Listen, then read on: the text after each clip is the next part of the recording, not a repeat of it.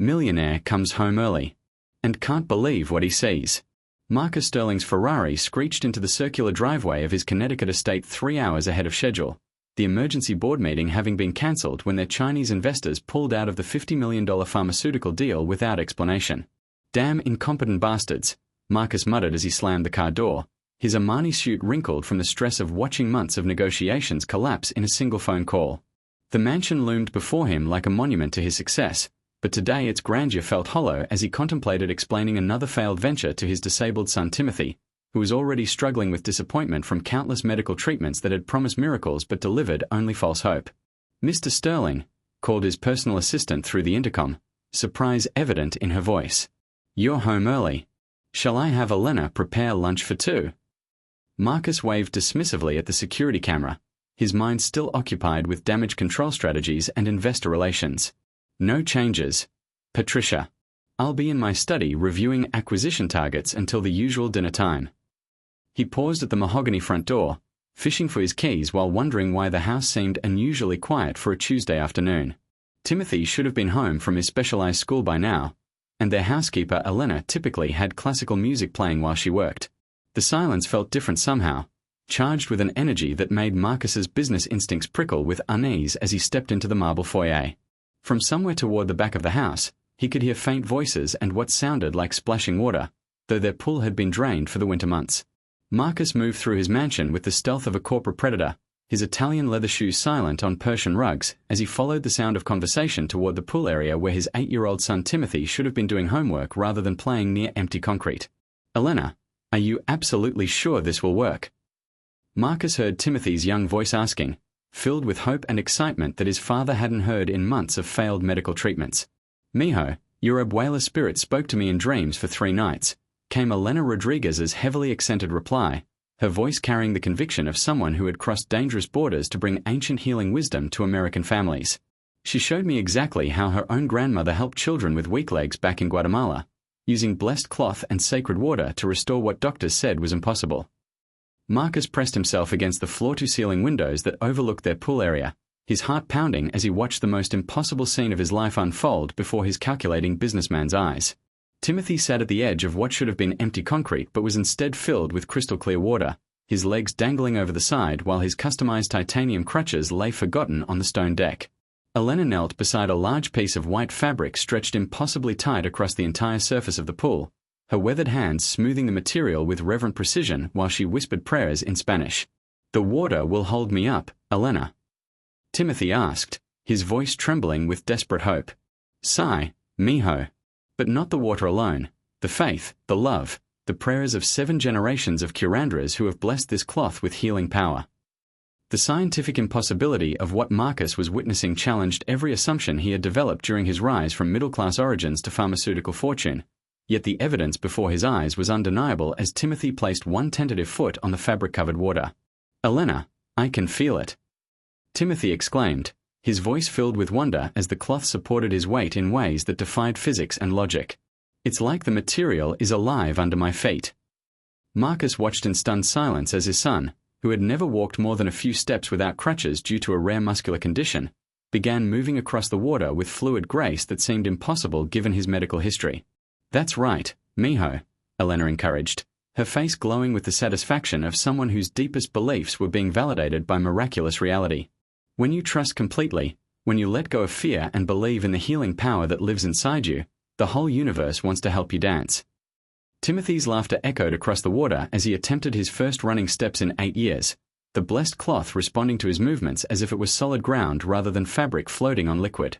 Marcus gripped the window frame until his knuckles turned white, his rational mind struggling to process what he was seeing, while his father's heart soared with hope he thought had died during years of disappointing medical consultations. "This is impossible," he whispered to himself, but Timothy's joyful movements across the mystical surface proved that impossible was just another word for experiences that transcended conventional understanding. The transformation in Timothy's physical abilities was so dramatic that Marcus initially wondered if he was hallucinating from the stress of recent business failures, but the evidence before his eyes became undeniable as his son began jumping and spinning on the water-supported cloth with athletic grace. "Elena, watch this," Timothy called out as he executed a perfect cartwheel across the center of the pool, his movements displaying coordination and strength that his disability had never allowed him to develop. I feel like I can do anything. Like my legs remember how they're supposed to work. Elena clapped her hands in delight, tears streaming down her weathered face as she witnessed the fulfillment of prophetic dreams that had guided her to this American family. Gracias, Dios mío, she whispered, her voice carrying generations of gratitude for ancestral wisdom that could heal what modern medicine had deemed incurable. Your abuela sees you now, Timothy, and she is dancing with joy in heaven. Marcus found himself crying for the first time in decades as he watched his son discover physical abilities that specialist after specialist had told them would never be possible. The pool area had become a stage where miracles were performed daily, where ancient healing wisdom met desperate parental love, where faith transformed fabric into a platform for the impossible. Timothy's crutches lay forgotten on the deck like discarded symbols of limitation, replaced by the boundless confidence of a child who had rediscovered his own power to move through the world with grace and joy. The emotional impact of witnessing Timothy's transformation forced Marcus to confront years of suppressed grief and guilt about his son's condition, feelings he had buried beneath layers of corporate achievement and pharmaceutical acquisition strategies. My God, Marcus whispered as Timothy began teaching himself to dance on the miraculous surface, his movements growing more confident and elaborate with each passing moment. How is this possible? How is any of this possible? Elena looked up at the window where Marcus stood hidden, her knowing smile suggesting she had been aware of his presence all along. Mr. Sterling, she called out gently, would you like to come outside and see what your son has learned about the difference between healing and curing? The invitation carried implications that Marcus couldn't yet fully comprehend, but the joy radiating from Timothy's face as he performed impossible feats on the water-covered cloth drew Marcus outside like a magnet pulling metal. Daddy! Timothy shouted as he saw his father approach the pool deck, his excitement causing the blessed fabric to shimmer with renewed energy. Elena taught me how to walk on water just like in the Bible stories. I can run and jump and dance, and my legs feel strong for the first time in my whole life. Marcus approached the edge of the pool with trembling steps, his own legs less steady than his son's miraculous ones as he struggled to process the reality that his son was literally walking on water while radiating joy and confidence that no medical treatment had ever been able to provide. The revelation that his son's healing was connected to Elena's spiritual practices forced Marcus to confront uncomfortable truths about the limitations of his wealth and the Western medical establishment he had always trusted to solve problems that money could supposedly fix. Elena, Marcus said, his voice hoarse with emotion as he knelt beside the pool where Timothy continued his impossible water ballet. How long have you known that you could do this? Why didn't you tell me about these abilities when I hired you? Elena's explanation drew on traditional beliefs about healing, community, and the proper timing for miracles that Marcus's Harvard MBA had never prepared him to understand. Mr. Sterling, I have been praying for Timothy every night since I started working for your family 3 months ago. But healing like this cannot be forced or rushed. It comes when the heart is ready to receive it, when the spirit is prepared to believe, when the community has built enough love and trust to support a miracle. Timothy called out from the center of the pool, his voice carrying across the water with newfound authority and confidence. Daddy, Elena says I was never really broken. She says my legs were just sleeping, waiting for the right kind of wake-up call. Marcus felt his worldview cracking like ice under pressure as he realized that everything he thought he knew about healing, medicine, and the sources of real power had been fundamentally challenged by a Guatemalan housekeeper whose wisdom surpassed that of every specialist he had consulted. Elena, Marcus whispered, what else don't I know about what's possible? The implications of Timothy's miraculous healing began to unfold as Elena explained the network of traditional healers and spiritual practices that had guided her work with disabled children throughout her career as a domestic worker in wealthy American households. Mr. Sterling, Elena said as they watched Timothy practice increasingly complex movements on the blessed cloth, your son is not my first healing. For 20 years, I have worked in houses where children suffered from conditions that doctors could not cure, and I have helped many families discover that healing comes in forms that medical schools do not teach. Marcus listened with growing amazement as Elena described a hidden world of folk medicine and spiritual intervention that operated parallel to but separate from the institutional healthcare system he had always relied upon. The cloth is not magic by itself, Elena continued, her voice carrying the authority of generations of traditional knowledge. It is blessed cotton soaked in water from 7 sacred cenotes in Guatemala, charged with the prayers of curandras who have been healing children for centuries, and activated by the love and faith of everyone who believes in Timothy's wholeness. As if to demonstrate the power Elena described, Timothy began running in circles on the water's surface, his laughter creating ripples that spread across the mystical platform in patterns that seemed to follow some cosmic choreography. "Elena," Marcus said, his voice filled with wonder and gratitude, "how do I thank you for giving me back my son?" Elena's response would change everything. "Mr. Sterling, the healing has only begun.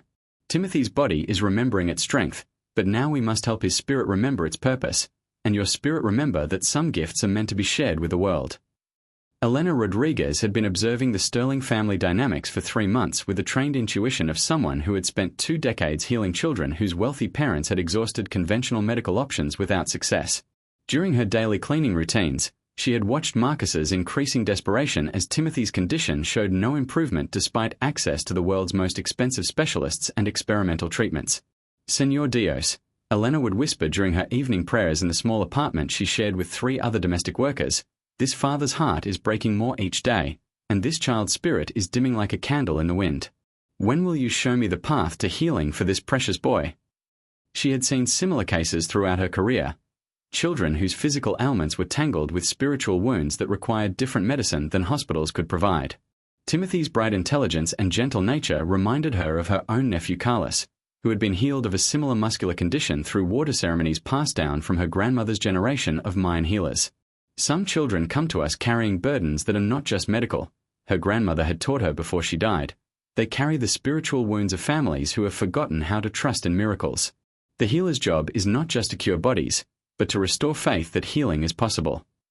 Elena had been waiting for divine guidance about when and how to reveal her true abilities to the Sterling family, knowing that wealthy Americans were often skeptical of healing traditions that couldn't be explained by medical textbooks or purchased with credit cards. The network of traditional healers that Elena belonged to stretched across the American Southwest like invisible threads connecting churches, community centers, and private homes where ancient healing practices were maintained alongside modern medical care. Sister Maria Santos in Phoenix had been the first to suggest that Timothy's healing might require the water walking ceremony, her own gift of spiritual sight allowing her to perceive across distance that the boy's condition was being maintained by fear rather than just genetics or injury. "That child's legs are not the real problem," Sister Maria had told Elena during their monthly phone circle with healers from 4 states. "The real problem is that he has forgotten his own power, forgotten that God made him to run and jump and play like any other boy. His healing will require someone who can hold absolute faith while he learns to believe in himself again." The prescription that emerged from their collective prayer session was specific: blessed cloth stretched across sacred water, prayers from multiple healing circles, and most importantly, the presence of someone who could maintain unwavering belief in Timothy's wholeness while his body remembered its natural state.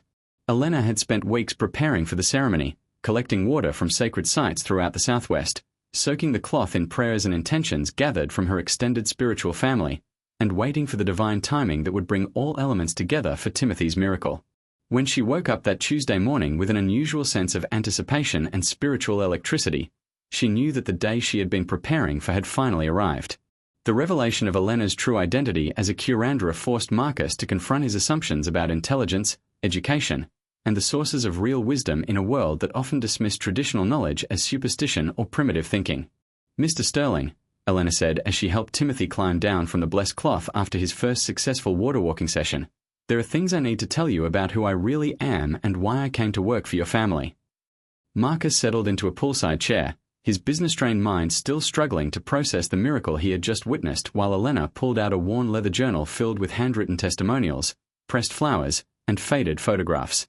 "My real name is Elena Esperanza Rodriguez Santos, and I am the 4th generation of women in my family to carry the gift of spiritual healing," she began, her voice carrying new authority now that her secret was revealed. "I did not come to Connecticut looking for housekeeping work.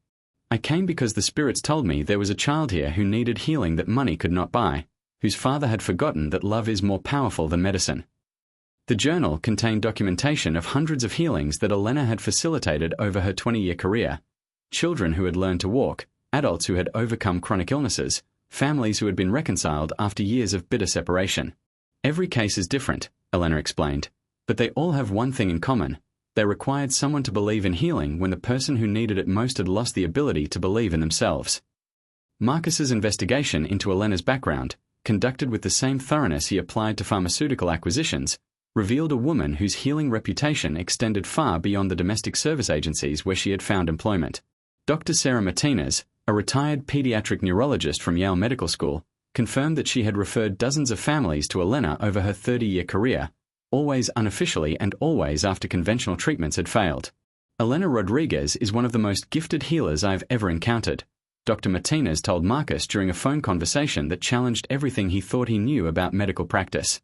I can't explain how she does what she does from a scientific standpoint, but I've seen her help children recover from conditions that we had labeled as permanent disabilities. She has an intuitive understanding of the mind-body connection that surpasses anything I learned in medical school.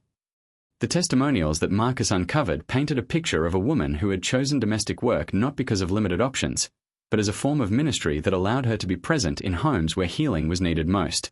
She always said that families with the most money often had the deepest wounds, recalled Father Miguel Rodriguez, pastor of the Catholic Church where Elena volunteered for community healing circles. Rich people have resources to avoid dealing with their problems, but Elena saw working in wealthy households as her calling to bring spiritual medicine to people who didn't even know they needed it. The discovery that Timothy's healing was part of a larger pattern of miracles that Elena had facilitated throughout her career forced Marcus to reconsider his understanding of coincidence, destiny, and the forces that might have guided their housekeeper to his family's door.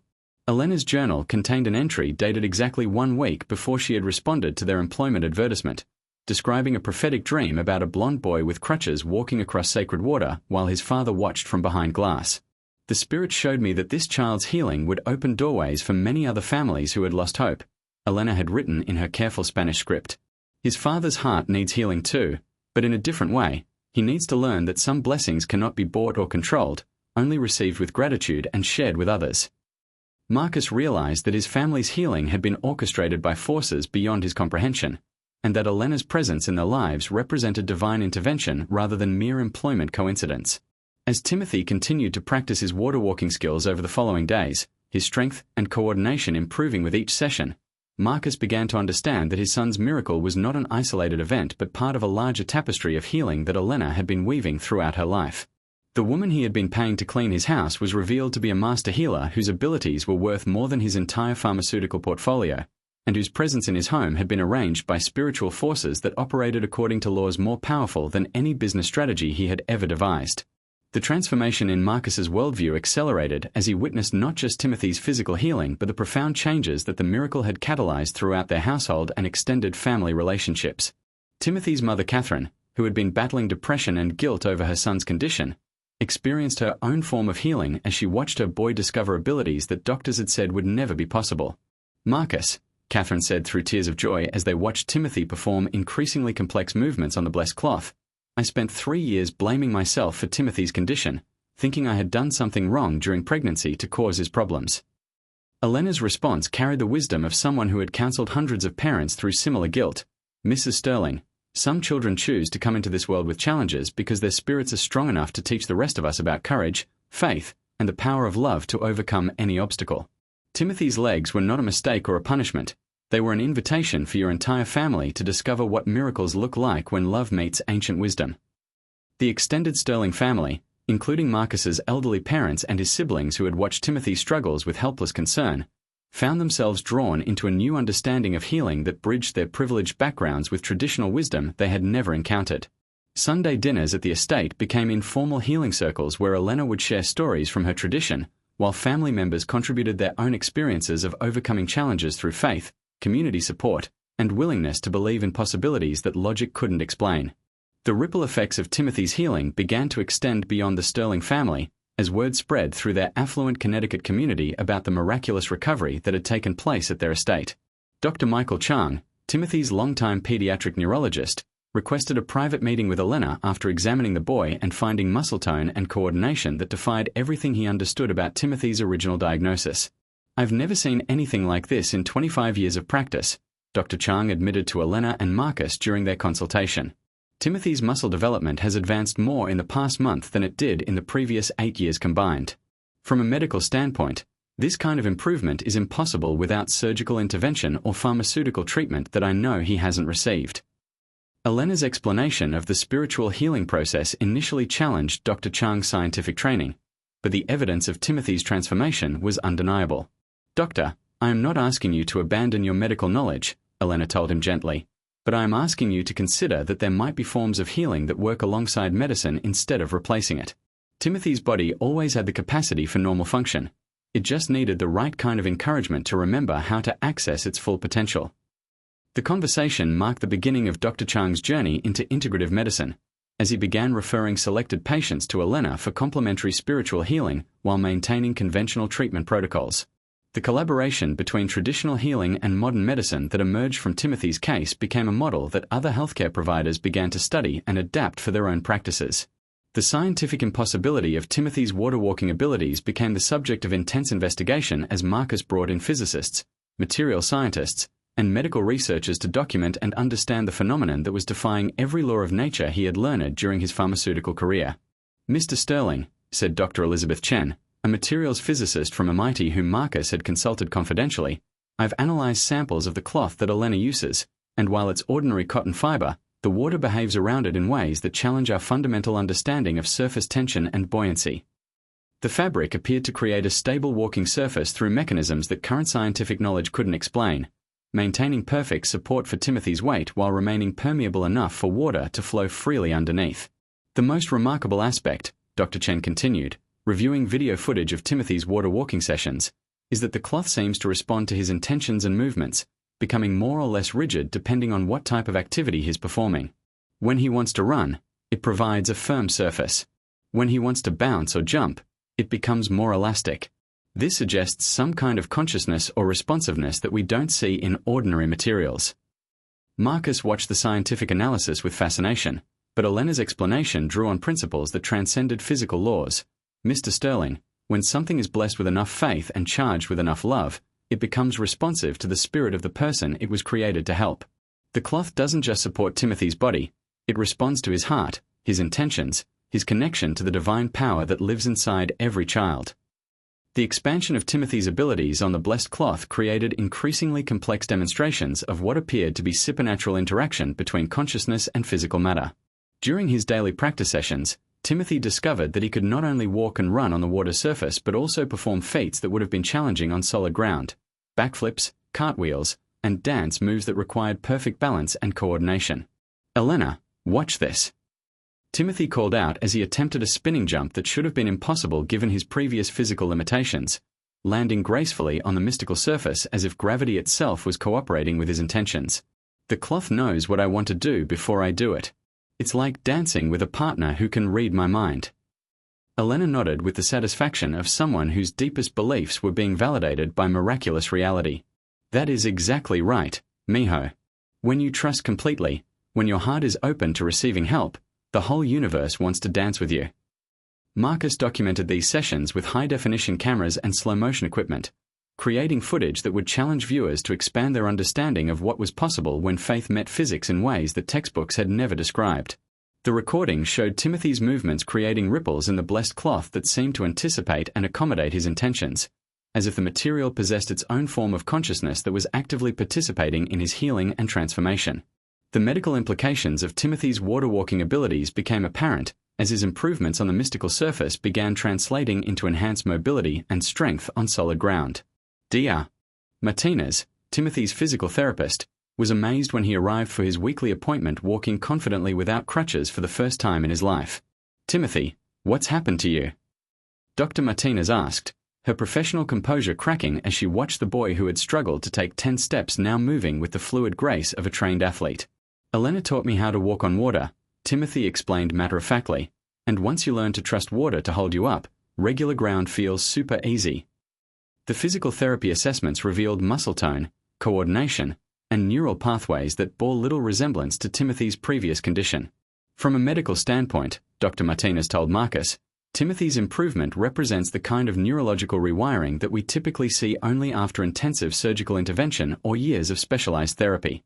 What Elena has accomplished in weeks would normally take months or years to achieve through conventional rehabilitation. When Marcus mentioned the water-walking ceremonies, Dr. Martinez's initial skepticism gave way to scientific curiosity about healing modalities that operated outside conventional medical understanding.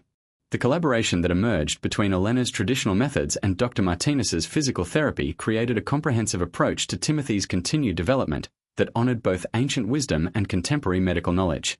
The theological implications of Timothy's water-walking miracle attracted attention from religious leaders and biblical scholars who saw parallels between his abilities and the supernatural events described in Christian scripture. Reverend David Williams from the local Methodist Church was among the first clergy members to witness Timothy's performances on the blessed cloth, and his theological training provided context for understanding miracles that secular observers found inexplicable. What Timothy is experiencing, Reverend Williams explained to a gathering of interfaith religious leaders, is consistent with the healing ministry that Jesus demonstrated and that Scripture tells us is still available to believers today.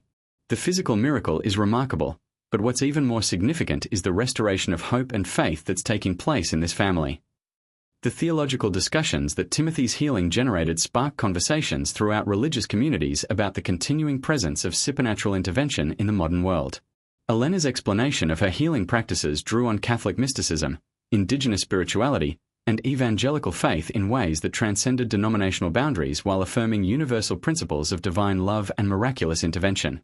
God works through many different traditions and many different people, Elena told the religious leaders who came to witness Timothy's abilities, but the power always comes from the same source, the love that created us and wants us to be whole, healthy, and joyful. Timothy himself became an unwitting theologian as he shared his experiences with church groups and religious educators who were struggling to help contemporary believers understand how ancient miracles related to modern faith. The expansion of Timothy's water-walking abilities to include other children began when his best friend Jake Martinez, whose cerebral palsy had limited his mobility since birth, asked if he could try walking on Elena's blessed cloth. "Elena, if the water can help Timothy, do you think it might help me too?" Jake asked with the hopeful desperation of a child who had watched his friend discover abilities that seemed impossible. Elena's response drew on traditional beliefs about the collective nature of healing and the power of community faith to support individual miracles. "Mijo, every child's healing is different, but the water blessed by 7 generations of curandras has power enough for any child who approaches it with faith and love." The first session with Jake produced results that were less dramatic than Timothy's initial transformation but equally significant in their implications for understanding how spiritual healing worked when applied to different conditions and circumstances. Jake's movements on the blessed cloth were slower and more deliberate than Timothy's athletic performances, but for a child who had never walked independently, the ability to take even tentative steps across the water's surface represented a miracle that brought tears to everyone who witnessed it. "I can feel my legs getting stronger," Jake called out as he practiced walking with Timothy's encouragement and Elena's guidance, their friendship becoming a model for how healing could spread through communities when children supported each other's growth and development. The media attention that eventually surrounded Timothy's story transformed Elena from an anonymous domestic worker into a reluctant celebrity whose healing methods became the subject of documentary films, academic studies, and international conferences on alternative medicine. "I never wanted to be famous," Elena told Marcus as they dealt with interview requests from reporters around the world. "But if Timothy's story can help other families find hope when doctors say there is nothing more they can do, then perhaps God has plans that are bigger than my comfort zone." The Sterling family's decision to share their experience publicly, despite potential skepticism from their social and business circles, created opportunities for other children with disabilities to experience healing through Elena's methods. The Elena Rodriguez Center for Spiritual Healing, funded by Marcus's pharmaceutical fortune and staffed by traditional healers from across the Americas, became a model for integrating folk medicine with conventional medical care. Timothy himself, now walking and running with the confidence of any healthy child, became an advocate for children with disabilities and a living testament to the power of faith, community, and traditional wisdom to heal what money and modern medicine alone could not touch.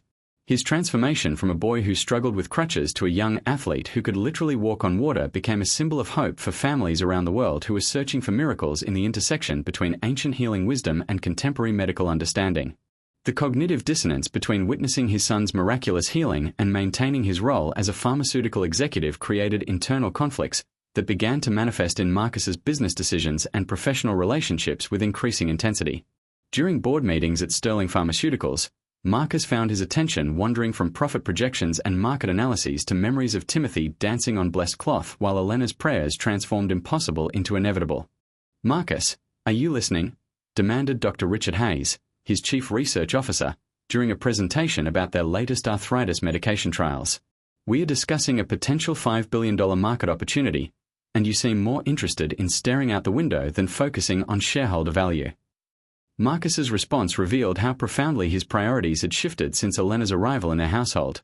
"Richard, what good is $5 billion if we are developing treatments that manage symptoms instead of facilitating actual healing? What if everything we think we know about medicine is incomplete? The shocked silence that greeted this philosophical questioning told Marcus everything he needed to know about how far he had drifted from the profit-focused mindset his colleagues expected from their CEO. Healing? Scoffed Dr. Patricia Morrison, head of clinical trials. Marcus, we are not faith healers. We are scientists developing evidence-based treatments for real medical conditions. Since when do you care about anything beyond FDA approval and market penetration? The answer to her question would prove to be more revolutionary than anyone in that boardroom could have imagined. The transformation in Marcus's business philosophy began to manifest in concrete policy changes that sent shockwaves through Sterling Pharmaceuticals' corporate culture and raised concerns among investors who had funded the company's aggressive growth strategy. I want to establish a new research division focused on studying traditional healing methods and their integration with conventional medicine, Marcus announced during the following week's executive meeting, his voice carrying authority that brooked no argument despite the radical nature of his proposal.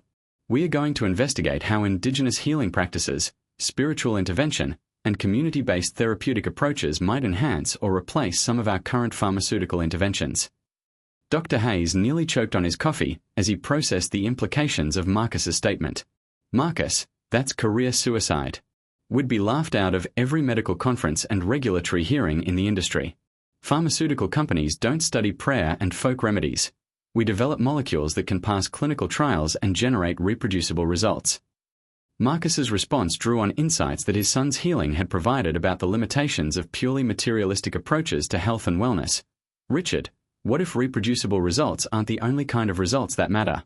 What if we are missing healing opportunities because we are too focused on controlling variables instead of supporting the body's natural healing capacity? The philosophical divide that emerged during this discussion would ultimately fracture the company's leadership team and force Marcus to choose between maintaining his corporate empire and pursuing truth about healing that challenged industry orthodoxy. The rebellion within Marcus's executive team reached crisis proportions when several key managers began meeting secretly to discuss what they characterized as their CEO's mental breakdown triggered by his son's medical condition and his apparent susceptibility to primitive superstitions promoted by their Guatemalan housekeeper. Marcus has lost his grip on reality, complained CFO Michael Torres during a clandestine dinner meeting with other senior executives. He's talking about incorporating prayer and folk medicine into our research protocols, while our competitors are developing next-generation pharmaceuticals that could dominate global markets. His emotional instability is jeopardizing everyone's job security and retirement plans. Margaret Walsh, representing the board of directors, expressed concerns that major investors were beginning to question Marcus's fitness to lead a multi-billion-dollar corporation while he was clearly dealing with personal stresses that were affecting his professional judgment. The shareholders are asking legitimate questions about Marcus's decision-making capacity and strategic vision. We may need to consider leadership changes if he continues to prioritize emotional issues over business performance. What these conspirators failed to understand was that Marcus's transformation represented not a loss of business acumen but an evolution toward more sophisticated understanding of sustainable value creation that considered healing outcomes rather than just profit margins. However, the attempted coup they were planning would force Marcus to defend not just his leadership position but his entire worldview about the relationship between business success and human well-being. The confrontation between Marcus and his rebellious executives took place in Sterling Pharmaceuticals' boardroom, where 20 years of collaborative partnership devolved into accusations, ultimatums, and irreconcilable differences about the fundamental purpose of medical research and pharmaceutical development. Marcus, said Dr. Hayes as he led the intervention that the group had carefully orchestrated, we are here because we care about this company and its mission, but your recent decisions suggest that Timothy's situation has compromised your ability to make rational business judgments. We think you need to take a leave of absence to focus on your family while we manage day-to-day operations. Marcus's laugh was cold as winter rain as he realized that these people, whom he had considered trusted colleagues for decades, were using his son's healing as evidence of mental instability rather than cause for celebration. Let me understand this correctly, Marcus said, his voice carrying the deadly calm that had intimidated competitors and regulators for 20 years. You think that witnessing my son's miraculous recovery and wanting to understand how it happened makes me unfit to lead a company whose mission is supposedly to help people heal? Michael Torres leaned forward with the confidence of someone who believed he held superior cards in this corporate poker game. Marcus, your miracle obsession is projected to cost us hundreds of millions in research funding with no clear path to FDA approval or market viability. That's not visionary leadership. That's emotional decision-making that threatens everything we've built together. The irony wasn't lost on Marcus that executives at a pharmaceutical company were arguing against investigating healing phenomena because they couldn't figure out how to commercialize and control them. The corporate civil war that erupted following the failed coup attempt became a very public battle between competing visions of pharmaceutical development, with Marcus representing integrative approaches to healing while his former executives embodied traditional profit maximization models that treated symptoms rather than addressing root causes. Mr. Sterling has clearly lost touch with the scientific rigor and business discipline that built Sterling Pharmaceuticals into an industry leader, declared Dr. Hayes during a CNBC interview designed to pressure Marcus into resignation. His decision to pursue folk medicine research instead of developing evidence-based treatments represents a betrayal of shareholder trust and medical responsibility. Marcus's response, delivered during his own media appearances, revealed how Timothy's healing had given him new understanding of what pharmaceutical companies could accomplish if they expanded their definition of medicine beyond synthetic molecules and patented compounds. Dr. Hayes and his allies are operating from an outdated model of medicine that treats human bodies like broken machines rather than recognizing their inherent capacity for healing when properly supported, Marcus told Bloomberg's pharmaceutical reporter. My son's recovery has shown me that the future of medicine lies not in managing chronic conditions with expensive drugs, but in facilitating complete healing through approaches that honor both scientific knowledge and traditional wisdom. The philosophical battle being waged in boardrooms and media interviews attracted attention from medical schools, regulatory agencies, and patient advocacy groups who saw Marcus's transformation as potentially revolutionary for an industry that had prioritized profit over healing outcomes. The financial consequences of Marcus's corporate transformation were swift and severe as investors fled to more predictable pharmaceutical investments, while major clients questioned whether Sterling Pharmaceuticals could maintain its focus on their needs during Marcus's philosophical revolution. We are looking at potential bankruptcy scenarios, warned CFO Torres during an emergency board meeting, and it's directly attributable to Marcus's decision to prioritize emotional healing over economic performance. We need leadership that understands fiduciary responsibility to shareholders who invested in pharmaceutical development, not spiritual experimentation. The irony wasn't lost on Marcus that his attempt to make pharmaceutical research more effective and humane was being portrayed as financially irresponsible by executives who had never questioned the ethics of developing expensive treatments for conditions that traditional healing might address more effectively and affordably. However, the crisis also revealed unexpected sources of support from healthcare providers, patient advocacy groups, and reform-minded investors who saw Marcus's integrative approach as potentially transformative for an industry that had become disconnected from its healing mission. Marcus Sterling is showing us what it looks like when someone with real power chooses to use it for actual healing rather than profit extraction, wrote medical journalist Dr. Sarah Chen in a widely read op-ed piece. The fact that his own board is trying to remove him for developing a conscience tells us everything we need to know about what's wrong with the pharmaceutical industry. The public relations battle that accompanied the proxy fight began attracting support from unlikely allies who saw Marcus's struggle as symbolic of broader tensions between healing-focused medicine and profit-driven healthcare systems. The resolution of Marcus's corporate crisis came through an unexpected alliance with impact investors, medical reform advocates, and traditional healing organizations who recognized his transformation as an opportunity to demonstrate that pharmaceutical companies could serve healing missions while maintaining financial sustainability. Mr. Sterling, said Dr. Maria Santos, representing a consortium of integrative medicine researchers, what you're proposing isn't just revolutionary, it's necessary. The pharmaceutical industry's focus on symptom management has created healthcare crises that traditional healing approaches have been addressing for centuries. The financial backing and institutional support that these new partners provided allowed Marcus to restructure Sterling Pharmaceuticals around principles that integrated profit with healing outcomes in ways that neither traditional business models nor pure charity approaches had achieved. Elena's formal integration into the company as Director of Traditional Healing Research brought indigenous wisdom into pharmaceutical development processes, creating research protocols that honored cultural authenticity while meeting scientific standards for evidence-based medicine. Timothy himself became an informal consultant to the research teams, his continued thriving and water-walking abilities serving as living proof that healing possibilities extended far beyond what conventional medicine had previously considered possible.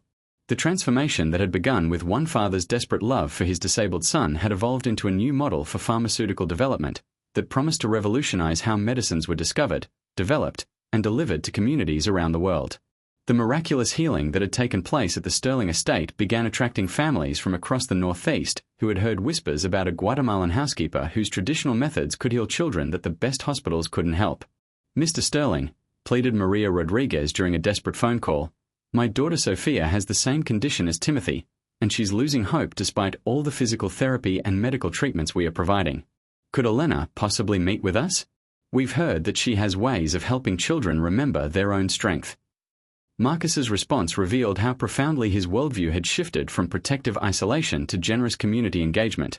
Maria, bring Sophia this afternoon. Elena has taught me that healing spreads when it's shared, and Timothy would love to meet another brave child who's fighting similar battles.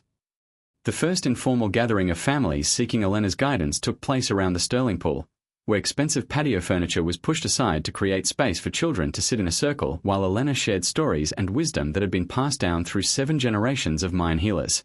In my village, Elena told the assembled children, we understand that when one child heals, all children become stronger, because healing energy flows like water touching every part of the community garden.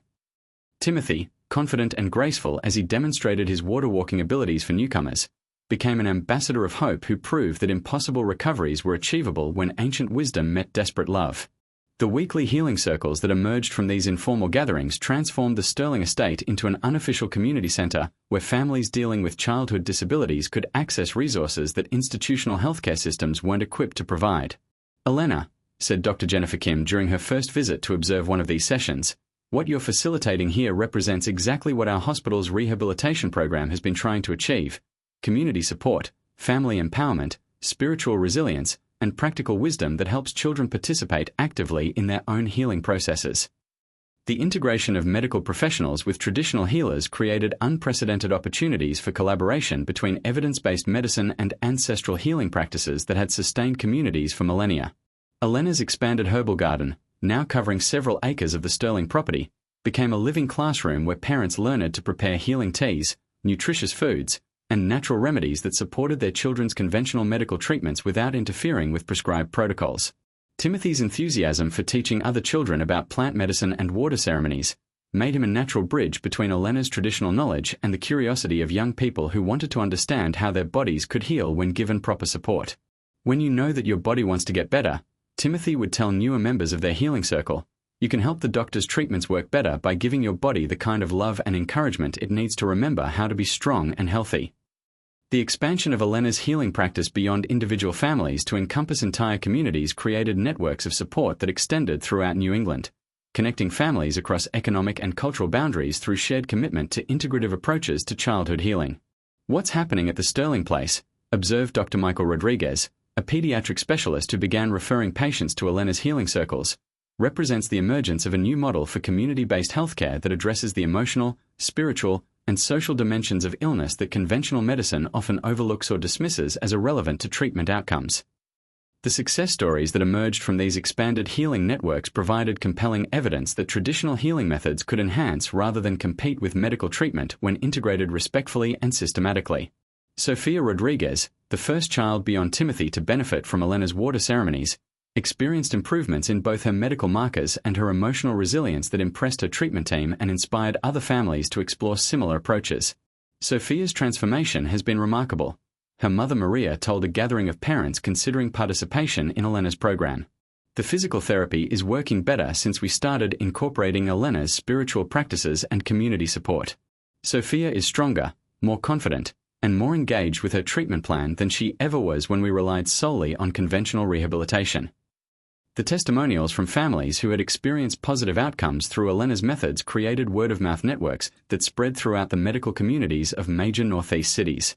The scientific validation of Elena's healing methods began when Dr. Patricia Chen, a researcher at Yale Medical School's Center for Integrative Medicine, received approval to conduct formal studies of the outcomes achieved by families participating in Elena's healing circles. What we are documenting, Dr. Chen explained to a conference of pediatric rehabilitation specialists, is that children who participate in traditional healing practices alongside conventional medical treatment show statistically significant improvements in treatment compliance, family functioning, peer relationships, and overall quality of life compared to control groups receiving standard medical care alone. The research protocols that emerged from this collaboration represented a breakthrough in studying traditional healing that honored cultural integrity while meeting academic standards for peer-reviewed medical research. Timothy's ongoing participation in the studies provided valuable insights into the long-term sustainability of gains achieved through integrative healing approaches, as his continued thriving 2 years after his initial water-walking experience demonstrated that spiritual healing could produce lasting transformations rather than temporary improvements. Timothy's case is particularly significant, Dr. Chen noted, because his healing trajectory suggests that traditional approaches may provide protective factors that prevent regression while supporting continued development in ways that purely medical interventions might not achieve independently. The research findings began attracting attention from medical schools and healthcare systems internationally who were seeking evidence-based approaches to integrative pediatric care that could be adapted to different cultural contexts and healthcare delivery systems. The policy implications of the healing movement that had grown from Elena's work with Timothy became apparent as state and federal officials recognized that community-based healing approaches could address healthcare access and quality issues that conventional policy solutions had failed to resolve effectively. What we're observing in the Sterling healing circles, explained Congressman David Martinez during legislative hearings on healthcare innovation, represents a scalable model for community-supported healthcare that reduces costs while improving outcomes by addressing social determinants of health that medical treatment alone cannot modify. The legislation that emerged from these discussions created funding mechanisms for community healing programs that integrated traditional practitioners with conventional medical teams, providing insurance coverage for services that had previously been available only to families wealthy enough to pay out-of-pocket expenses. Timothy's testimony before Congress, delivered with poise that reflected his journey from disabled child to confident advocate, provided compelling personal evidence for the value of integrative healing approaches that honored both medical science and traditional wisdom.